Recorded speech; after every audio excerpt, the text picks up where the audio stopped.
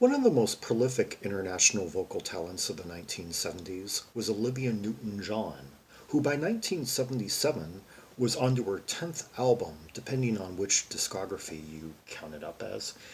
And from the album Making a Good Thing Better, the John Farrar composition, Cooling Down.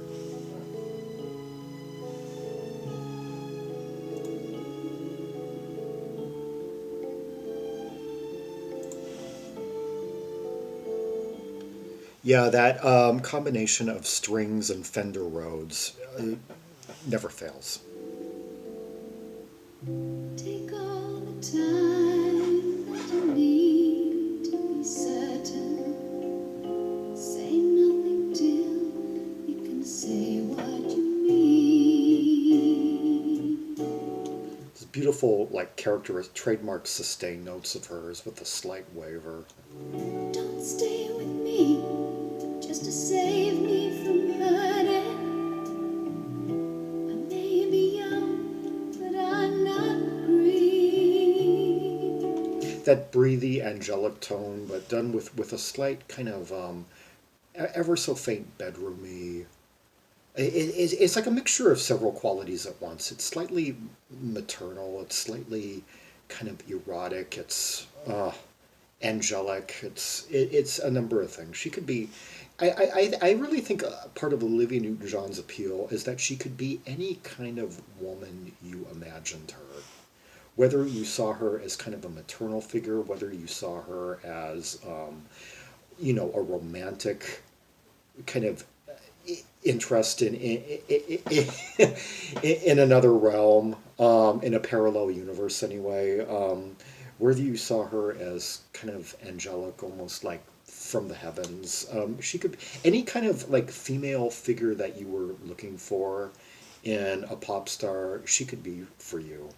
I'm in no hurry for the show to hear what I already know.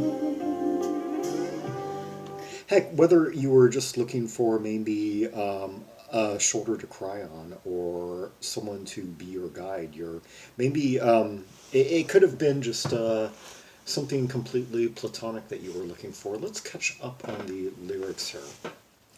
Take all the time that you need to be certain. Say nothing till you can say what you mean. Don't stay with me just to save me from hurting. I may be young, but I'm not green.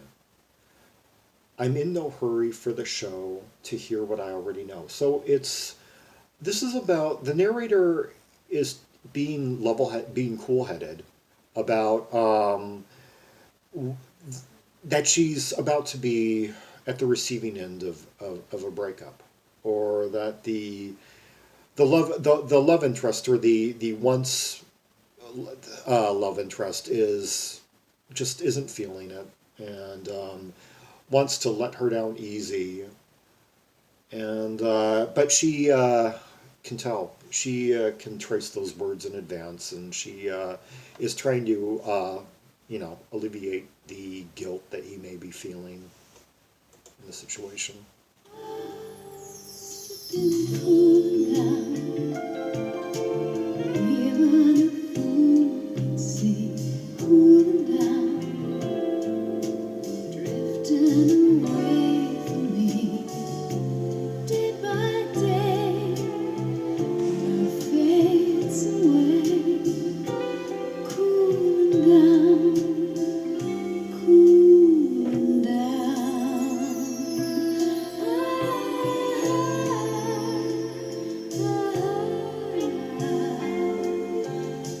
Those passages right there, so like with the sustained slide guitar and such over those major seventh string laden moments, you just can't get any more heavenly.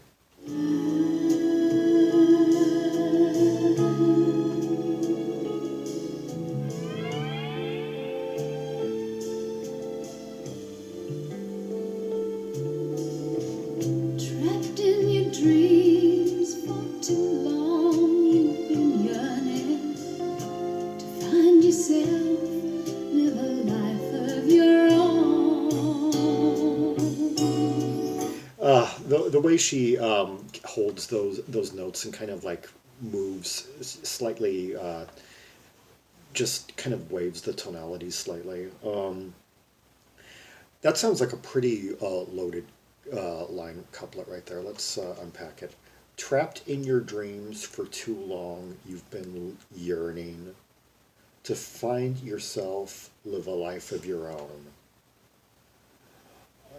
Okay, it's interesting. The subject of the song has ambitions that are unfulfilled, and he's frustrated. He's at that part of his young life where he's at that idealistic phase of young life that hasn't quite been tempered by some of the realities of adulthood. Um, and I think a lot of people, particularly young men, go through young idealistic or young men with visions, where it's like you might want to take an idea out to the world. You might want to make some kind of statement in the arts, or and you spend your adolescence nurturing these ambitions, coming from that standpoint of having a lot of things handed to you because you're taken care of. Most of us are as tweens, as in our early adolescence, because we don't have to deal with rent or mortgage, with just financial realities yet, because that's provided to us. And then you get to like age 20, 22 or something, and you realize you can't just spend all your free time, or you can't just spend all your waking hours harvesting these ambitions of global conquest, because you have a rent to pay. You've got to spend X amount of hours each day, earning a living, and then you've also got to spend about 8 hours of sleep or 6 hours, and what free time you have, you're often just so tired or there's very little, and then you realize that conquering the world is not as easy as it may seem. Conquering the world in your chosen field, whether you want to be, whether you want to go into acting, music, visual arts, sports, even, whether you have political idealism that you hope to make waves with, yeah, and. And so this person's at that part of life where his ambitions are tempered with these kinds of realities, and to find yourself, live a life on your own. Yeah, the need to exert yourself, like maybe the male in question had has gone kind of just from a paradigm of his mother living with his mom toward going into a relationship, and hasn't quite had the time yet to just exert himself as an independent man. And that's like another that I guess I can kind of relate to, because I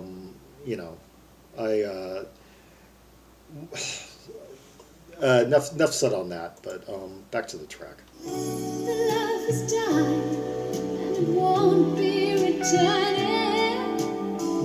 I feel so helpless and alone. Now everything I try to do is right for me, but wrong for you. Okay, let's the love has died and it won't be returning. I feel so helpless and alone. Now everything I try to do is right for me but wrong for you.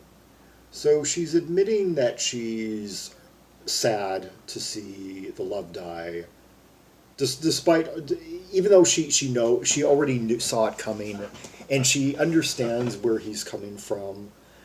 That's why I say she's kind of maternal and yet she's got that maternal element because she may be young, as she says in the first verse, but she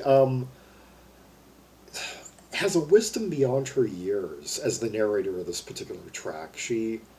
So in a way, she could be speaking from the point of view of an older woman in a relationship with a younger man. Um, but she knows that anything she might try to do to salvage the romance just wouldn't be right for this guy. He needs to exert his own independence, which he hasn't yet done. He needs to explore the potential of his dreams and temper them with reality. He needs to like maybe find a way. Well, I'm not going to be able to just walk out, from the paradigm of my, you know, of my mother or my my taken care of living situation, the support I had as a young man who, as a teenager, going from not having to work toward having to earn my own keep. And yet I need to find a way to temper my dreams with reality and find a way to, little by little, each day work toward my dreams while also earning a living. And, yeah, and there's just no room for a relationship in my life at this time, for a serious, you know, and I need to get away kind of from this whole like distaff paradigm of my mother. Who knows? Maybe maybe there's something that the narrator here, that the woman doesn't quite realize, that maybe there are characteristics about her that remind him of his own mother, and he just kind of and that's maybe what he needs to get away from as a young man exerting his own independence.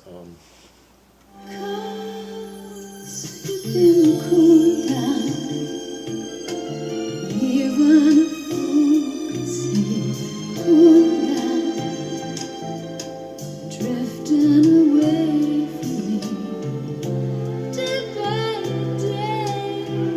love fades away. Cool down, cooling down.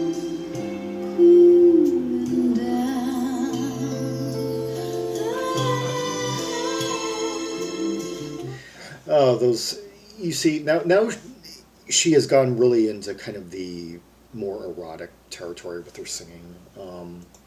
Sensual.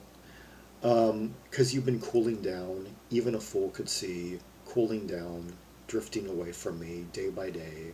Love fades away, cooling down, cooling down. You get a sense that the way she's singing it, that she's keeping the door open in case he wants to return.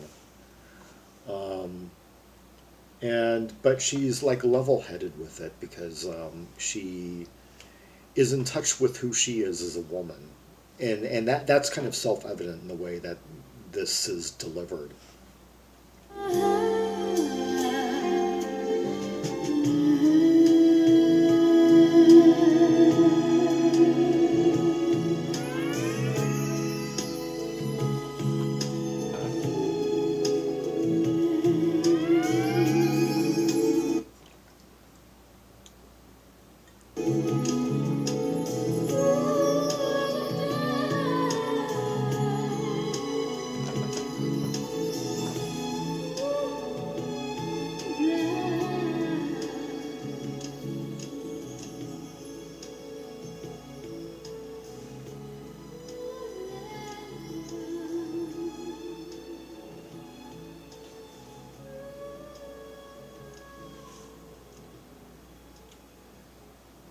Olivia Newton-John with the John Farrar composition "Cooling Down" from the 1977 release, "Making a Good Thing Better." And on that track, we heard Greg Mathieson on Fender Rhodes, Jay Graydon electric guitar, um, Leland Sklar on bass, or as he's known colloquially, Lee Sklar, the Hirsute one. I guess him and I kind of are matching. And interesting thing about him, his birthday is one day before mine. Um, yeah, Jeff Porcaro, drums. A funny thing about Lee Sklar, he actually influenced me about 13 years ago when I moved back to Portland. And I kind of just didn't want to be recognized from the old days. I didn't want to be, now that I was in my early 30s at that point, and having to go about, finding a way to make more of my own living. And I didn't want to be recognized as that guy from the early 90s, that colorful guy that always walked the streets, oh, that guy, that guy that used to look like Steve Strange, or since most Portlanders don't know who Steve Strange is, like, oh, that guy who used to dress like Boy George, or whatever. Um, yeah, my real influence was Split Ends back in the early '90s, but I didn't want to be recognized as that colorful, quirky guy that was always wearing those wild outfits, walking the streets. And so I needed kind of just a new look, or something to just disguise myself for a time. And Lee Sklar, I saw a and I was like flipping through an old issue of like bass player magazine in the library, and I saw a picture of him with his name under it, and I thought that's his name, Lee Sklar, because I recognized the name, but I never matched it to that guy that I'd seen in all these videos. Oh, that guy, the guy who's in the video de Sussudio. He's been in several Phil Collins videos. I've seen him here, there. That guy. And then I just kind of started thinking about it, got hooked on him. I started a thread like on one of the music forums asking for information about Lee Sklar because databases like Discogs ROM weren't really organized at the time. And I just started getting more and more fixated on Lee Sklar. And I it was I grew my first really big beard. Um, and off and on since then, I've gone through bearded phase. Beards have become kind of like a winter thing, and when I grow one, I kind of get attached to them. It almost becomes like a part of my body in a way. I know I'm gonna have to like shave this off in a couple of weeks when the weather gets hot, and then I'll just see how that goes. Because usually around the time of my birthday, which is in about 6 weeks, I tend to like to look younger. So, yeah. Oh, James Newton Howard, string arrangements and conductor. Yeah, the ubiquitous one, who had been in Mama Lion early in the decades, with another quite lovely and talented female vocalist, with a very different vocal style than Olivia Newton-John, more of a husky belter type. Anyway, Olivia Newton-John from 1977, making uh, Coolin Down, yeah, beautiful, lovely ballad, kind of extending the range of the last, kind of in the vein of somewhat of the last track I did by her, Slow Down Jackson, except without the swelling chorus. This kind of maintains more the softer, kind of heavenly, oftentimes major seventh tonality, territory vibe. Anyway, for more Rubies and Sapphires from the catalog of Olivia Newton-John, see the directory of albums by Australian artists linked in the description below. Like and subscribe and follow me on social media, and leave a comment if there are any observations you have about this song, its lyrics, or just the beautiful structure of it all. And until next time, this is Zaragon, the world's most ear travel trimaximalist, signing off.